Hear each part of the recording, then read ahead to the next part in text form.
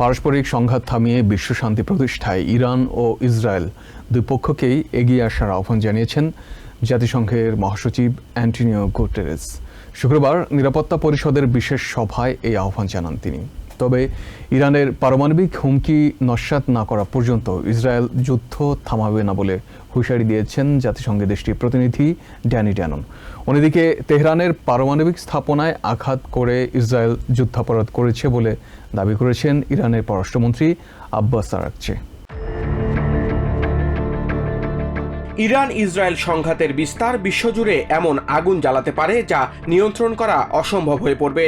শুক্রবার জাতিসংঘের নিরাপত্তা পরিষদের অধিবেশনে এমন শঙ্কার কথা জানান মহাসচিব অ্যান্টোনিও গুতেরেস।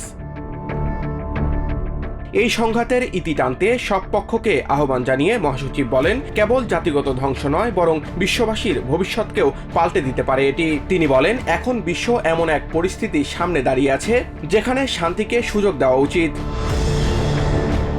তবে শান্তি প্রতিষ্ঠার আহ্বান উপেক্ষা করেই ইরানকে পারমাণবিকভাবে নিষ্ক্রিয় করার সিদ্ধান্তে অটল ইসরায়েল। জাতিসংঘে নিযুক্ত দেশটির প্রতিনিধি ড্যানি ড্যানন স্পষ্ট ভাষায় জানান, তেহরানের পারমাণবিক সক্ষমতা তলানিতে না আসা পর্যন্ত থামবে না তেল আভিভ। একই বৈঠকে পারমাণবিক স্থাপনাগুলোয় হামলার বিষয়ে সতর্ক করেছেন জাতিসংঘের পারমাণবিক পর্যবেক্ষক সংস্থার প্রধান রাফায়েল গ্রোসি। তিনি বলেন, পারমাণবিক স্থাপনায় সশস্ত্র আক্রমণের ফলে তেজস্ক্রিয় পদার্থ নির্গত হয়ে দীর্ঘমেয়াদী ভয়াবহ পরিণতি সৃষ্টি হতে পারে। তাই সংঘাতের সাথে জড়িত পক্ষগুলোকে সংযম বজায় রাখার আহ্বান জানান তিনি। অন্যদিকে পারমাণবিক স্থাপনায় হামলা চালিয়ে ইসরায়েল যুদ্ধাপরাধ করেছে বলে দাবি করছে ইরান।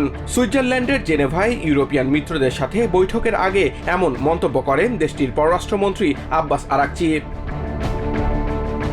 তিনি জোর দিয়ে বলেন, আমেরিকার সাথে পারমাণবিক চুক্তির বিষয়ে একটি গুরুত্বপূর্ণ সিদ্ধান্তে পৌঁছানোর আগেই যে আগ্রাসন চালানো হয়েছে তা স্পষ্ট কূটনৈতিক বিশ্বাসঘাতকতা এবং আন্তর্জাতিক আইন ও জাতিসংঘের ব্যবস্থার ওপর অভূতপূর্ব আঘাত। এদিকে ইরানের ওপর আক্রমণ না থামানোর ঘোষণা দিয়েছে ইসরায়েলের প্রধানমন্ত্রী বেঞ্জামিন নেতানিয়াহু। শুক্রবার তেহরানের ক্ষেপণাস্ত্রের আঘাতে ব্যাপক ক্ষতিগ্রস্ত রেহফট শহরের West Bank Institute of Science পরিদর্শনকালে এমন মন্তব্য করেন তিনি। নেতানিয়াহু বলেন, ইরানের পারমাণবিক হুমকি থেকে ইসরায়েল ও বিশ্ববাসীকে বাঁচাতে আক্রমণের বিকল্প নেই। Samiul Bari Shihab, TVN 24 news desk.